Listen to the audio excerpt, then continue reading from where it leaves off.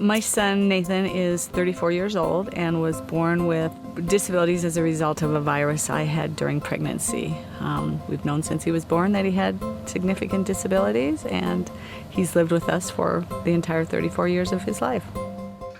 I think if we would have had to provide all of Nathan's care, Nathan probably wouldn't still be living at home. I don't think we would be able to do it without all the caring, compassionate respite providers we have. It's a lot to take care of him 24 hours a day. And because we have plenty of respite, we get a break as a couple, and that has probably saved our marriage.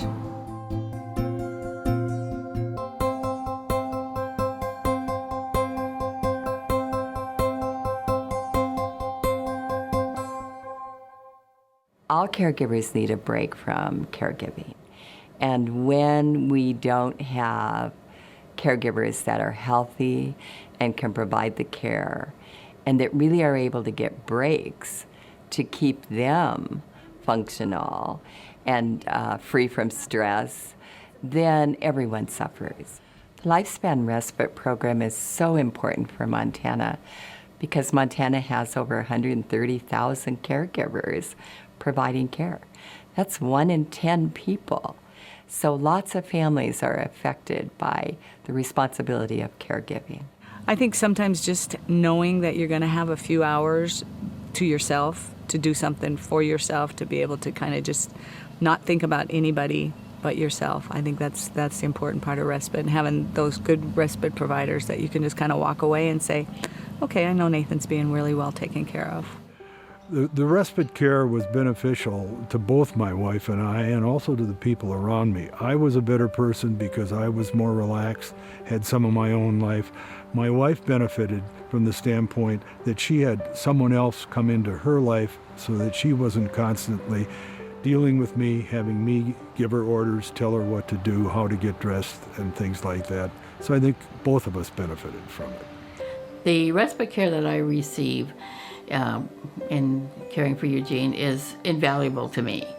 It allows me to be able to go do shopping and run errands and get haircuts and have someone here with him. I don't have to worry about what's going on at home, or I don't have to worry about him. I can focus on myself for a few hours, and it makes my life easier because it gives me a break and an opportunity to just relax.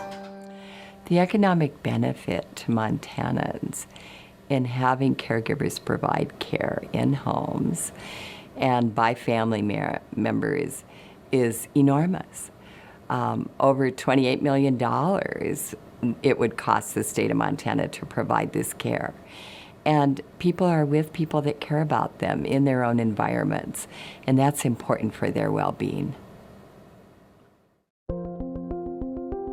At first, when I was diagnosed, I had a sharp pain in one leg. Then it became more difficult to walk. I depended on a cane to walk. Then that didn't work as well anymore. I needed a mobility scooter. When I had difficulty getting on and off the mobility scooter, I knew I was in trouble. I think when you find yourself unable to do a lot of the things that you have done all your life, you need help. But I think the emphasis that I've seen the past few years especially on keeping people at home and keeping that independence as long as they can is a very significant thing. Respite is really a good thing for me because I can get out of the house, I can go to the store, I can go get what I need, I can go get Larry's pills, I can do whatever, and then I get to talk to a woman other than just my husband, which is really nice. So I really like having them around. And they are sweet to me all the time. There is a social benefit of caring for a loved one in their home versus an institutional setting. People like to be around their personal environment and their surroundings that they're used to.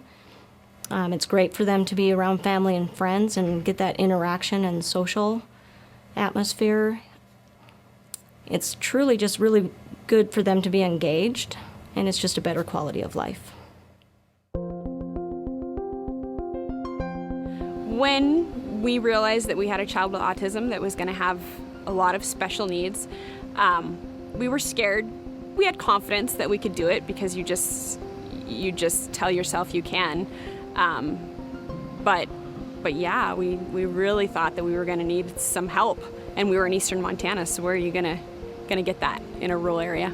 I started doing respite care in Bozeman while I was in college, and I was trying to move back to eastern Montana to be with my family. And I heard of a great organization called DEEP, which is the Developmental Educational Assistance Program.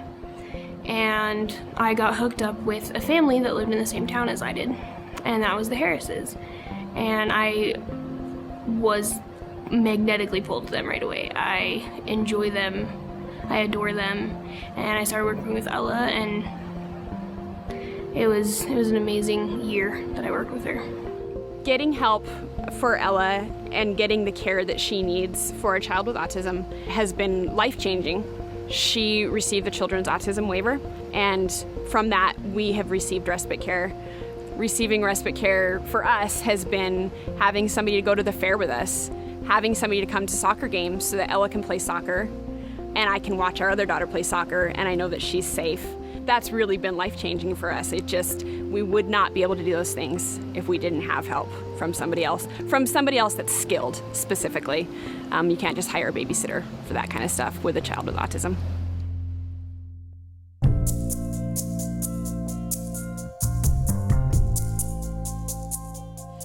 Kathy is so willing to work with us. If we get into a bind anytime, Kathy's there for us.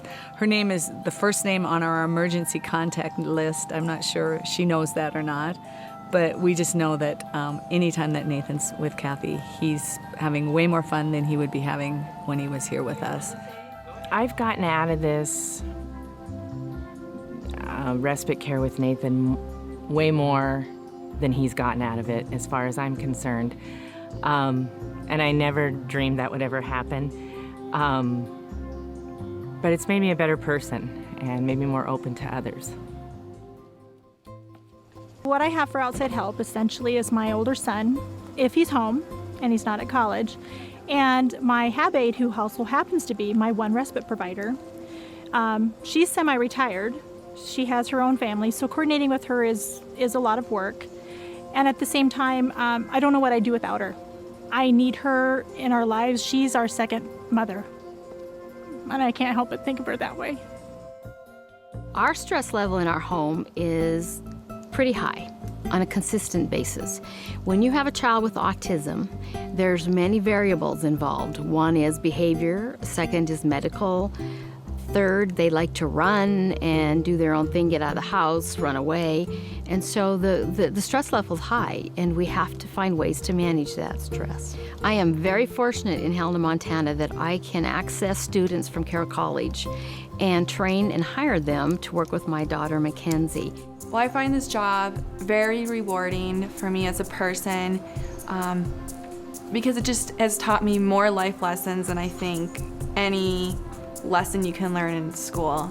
It's life skills you can take and carry out throughout life and be a better person, motivation, and also just to be thankful for what I do have and what Mackenzie doesn't have. And it just teaches me to be more grounded in my morals and who I am as a person and how I treat other people.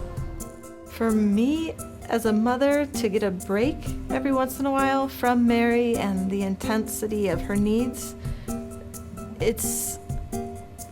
I can't even describe the feeling. It's relief, it's joy, peace, and it's also that for my other little children too, because they get a break from all of the stress. So to see, that they're happy too, and they get a break, that makes a mom happy.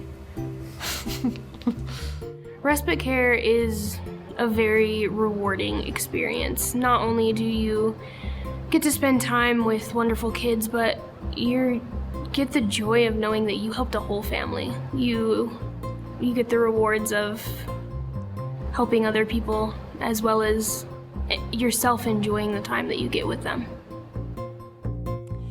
It is so important for Montanans to get a break from caregiving. Caregiving is a huge, constant responsibility, and we Montanans are a proud group. We often don't ask for help from others, but it is important to recognize that we all need help from that constant care. And when we stay healthy and safe, we're better able to provide care for the people that we're caring for. It's really important to keep our caregivers healthy, because if they don't take care of themselves, who's going to take care of their loved one if they find themselves in a position where they can't? I was satisfied that I had done as much as I possibly could, but I was also happy that I realized that I couldn't be a hero and I had to get some help. Taking that plunge and doing it is what every family needs to do. Like my 5-year-old grandson misses him horribly when he's not there. Where's Nathan? Where's Nathan? So I just can't imagine Nathan not in our life at this point. It went from survival to enjoying life and being able to be a mom again. You need it because you emotionally will be devastated without it. It's okay to need it, it's okay to want it, and it's okay to get it.